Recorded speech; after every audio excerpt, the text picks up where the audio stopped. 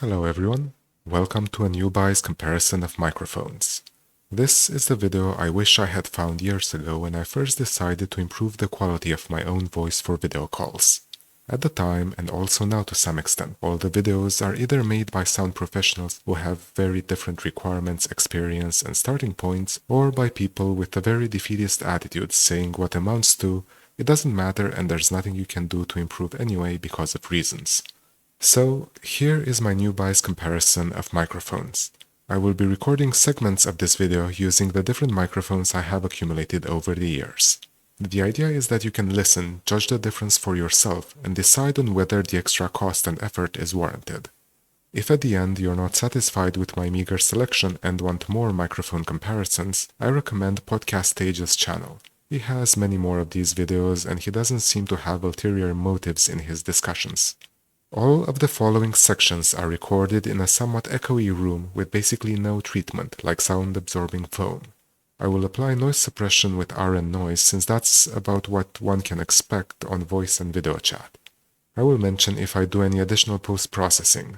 That said, know that none of these recordings will go through a cabinet's worth of equipment like all sound professionals seem to have.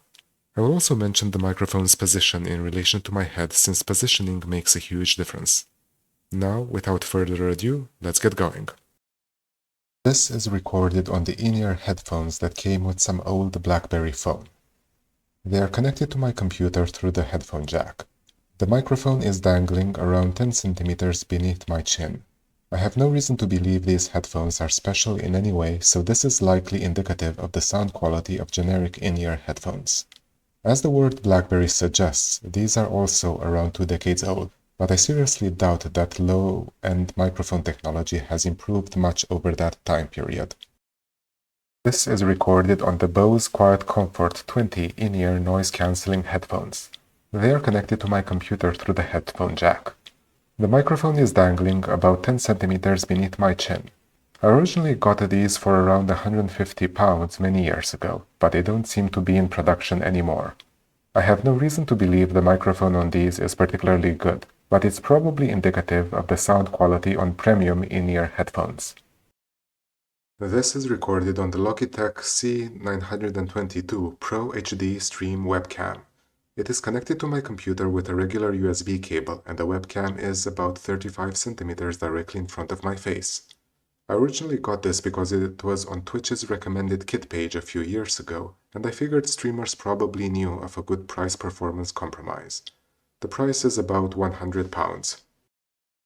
This is recorded on the SteelSeries Arctis 5 chat headset. It is connected to my computer with a regular USB cable, and the microphone is about 5 centimeters off the side of my mouth. This is a gamer headset and it has a dedicated wheel to control the volume of chat compared to that of the game being played.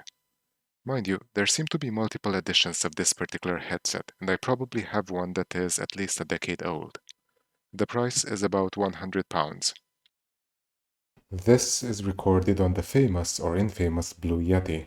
It is sitting on my desk about 55 centimeters away and to the side from my head.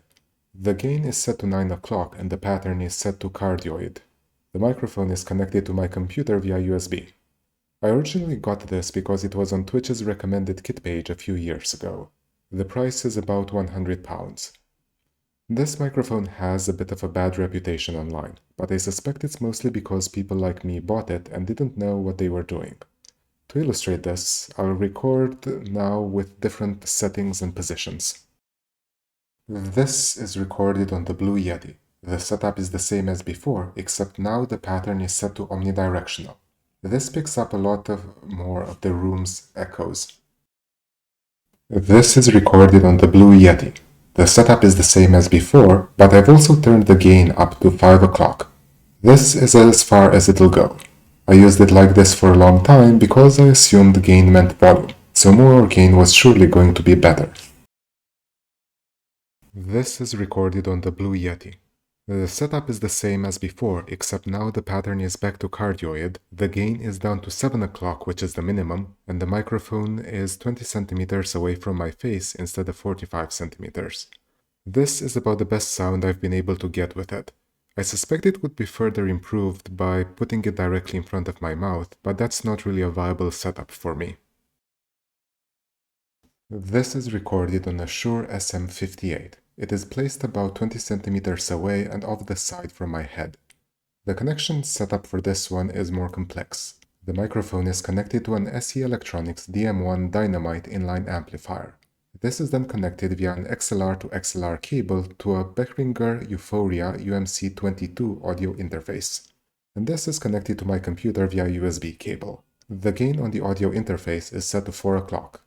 This is the priciest setup, and although you can pick different brands and higher price points, none of the components are optional. The Shure SM58 costs about £100, although I managed to find one on eBay for £20. The preamp costs £64, the audio interface is £44, the XLR cable is £10, so the total is about £230. This is the sound I'm happiest with, so this is my current setup. And there you have it. These are what the microphones that I've accumulated over the years sound like. I think there are two key takeaways here. The first is that you can sound very different while still being intelligible, so anyone who says that all microphones are alike is just wrong. The second takeaway is that starting at around the £100 price point, the differences do get much smaller, and things like positioning become more important. I hope this video was helpful in helping you understand what improvements you can expect to get at increased cost and complexity. Now, until next time, have a happy new year!